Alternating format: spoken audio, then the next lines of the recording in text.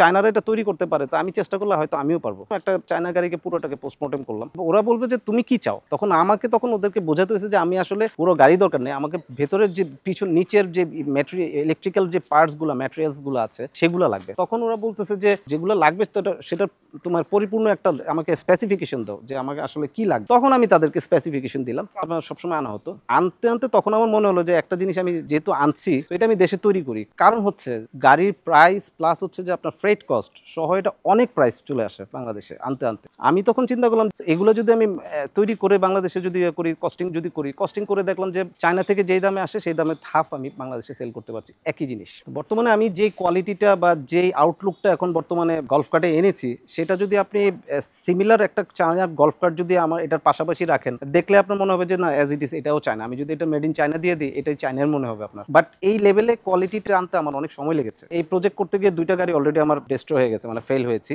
So অনেক চড়াই উতরাই পেরিয়ে আমি আসলে এই বর্তমানে এখন বিভিন্ন বড় বড় ক্লায়েন্টস আছে তারা কিছু স্পেশাল ট্রাক আমাকে দিয়ে বানানোর জন্য বললো। তখন আমি কিছু স্পেশাল, যেমন আপনার ট্রাকের মধ্যে হসপিটাল, সেটা আপনার ডেন্টাল হসপিটাল আছে, আই হসপিটাল, তারপরে আপনার পেট যে পোশাক কুকুর বিড়ালের হসপিটাল, এই জাতীয় কিছু স্পেশাল হসপিটাল আমি করেছি। যেহেতু আমি ট্রাক তৈরি করেছি সো এই চেসিসের উপরে আমাকে হসপিটালটা তৈরি করতে হয়। কাস্টমার আমাকে তখন তার ভেতরে কি ইকুইপমেন্টস লাগবে, মেডিকেল ইকুইপমেন্টস আমাকে বললো যে আপনি এটাও সাপ্লাই দিবেন। তখন তার কাছ থেকে আমি রিকোয়ারমেন্টস নিলাম, নিয়ে তখন আমাকে নতুনভাবে আবার যে মেডিকেল ইকুইপমেন্টস যারা কাজ করে তাদের সাথে আমার আবার এটাকে ইনভলভ হতে হলো। জিনিসটা তো খুবই ইন্টারেস্টিং। তো ডেমো করতে হয়েছে, 3D করতে হয়েছে, কাস্টমারকে বোঝাতে হয়েছে যে একটা ছোট গাড়ির মধ্যে কিভাবে পেশেন্ট ঢুকবে, ডাক্তার কোথায় বসবে, পুরো জিনিসটাকে লেআউট করতে হয়েছে 3D-তে। তারপর ওইভাবে বোঝানোর পরে তখন আমাদেরকে এটা কাজ করতে হয়েছে। অবাক না, তবে জিনিসটা আমার কাছে খুব ইন্টারেস্টিং ফিল করেছে, কারণ আমি তো বললাম যে আমি সবসময় নতুন নতুন কিছু করার চিন্তা ভাবনা করি। কারণ একটা হচ্ছে অ্যাজ ইউজুয়াল ট্রাক বানানো, এটা আসলে এখন খুবই নর্মাল একটা জিনিস আমার জন্য আর কি।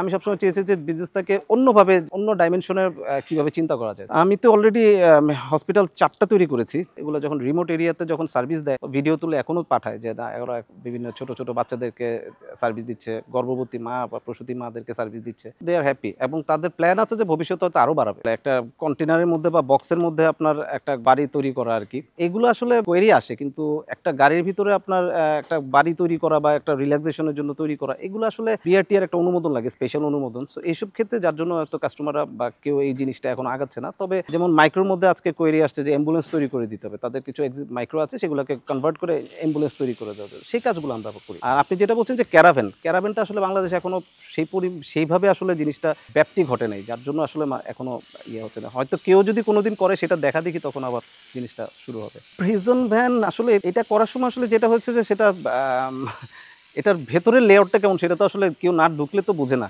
এখন আমি তো কখনো ঢুকিনি, আবার যারা ঢুকেছে তাদেরকে বললো চুপ করে থাকেন, প্রিজন ভ্যানে তো প্রিজন ঢুকে। সো আমাকে আবার সেই প্রিজন ভ্যানের ভেতরে ঢুকে জিনিসটা আনতে হয়েছে। So interesting. আমি কোর্ট কাছারিতে গিয়েছিলাম দেখার জন্য, তো ওইখানে যে পরিস্থিতি সেখানে দেখার তো সুযোগ নেই, পারলে হয়তো আমাকেও ঢুকিয়ে দেয়, ব্যাপারটা এরকম আর কি।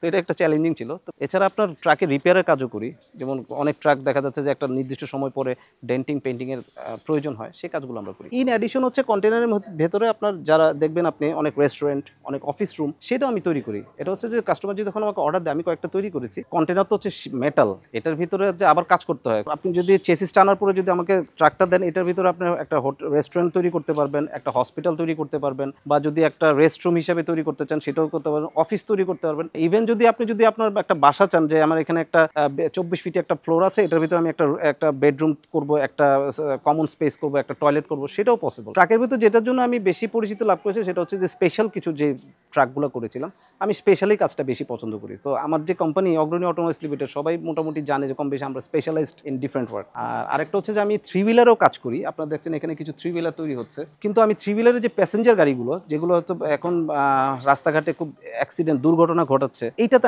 এগুলো আমি তৈরি করি না। আমি মূলত হচ্ছে যে প্রি অর্ডার বেসিস এটা তৈরি হচ্ছে যে পিক আপ, ছোটো ছোটো পিক আপ, এগুলো বড় বড় কোম্পানি থেকে আমার কাছে অর্ডার আসে। ওদের হচ্ছে বাউন্ডারি বা প্রিমাইসেস আছে, ওই প্রিমাইসেসের ভেতরে ওরা এক গোডাউন থেকে আরেক গোডাউনে এটা মাল ক্যারি করে, বা অন্যান্য যে ম্যাটেরিয়ালসগুলো আছে সেগুলো ওরা ক্যারি করে। এছাড়া আপনার গার্বেজ, আপনি রাস্তাঘাটে দেখবেন যে ভ্যান গাড়ি দিয়ে ময়লা নিয়ে যাচ্ছে, ওপেনভাবে গন্ধ ছড়াচ্ছে। তো এটাকে আমি স্পেশালভাবে করেছি, মানে একটা বক্স সিস্টেম করে দিয়েছি, হাইড্রোলিক সিস্টেম করে দিয়েছি, যে এটা যেখানেই যাবে সুইচ টিপ দেবে, ময়লাটা অটোমেটিক পড়ে যাবে।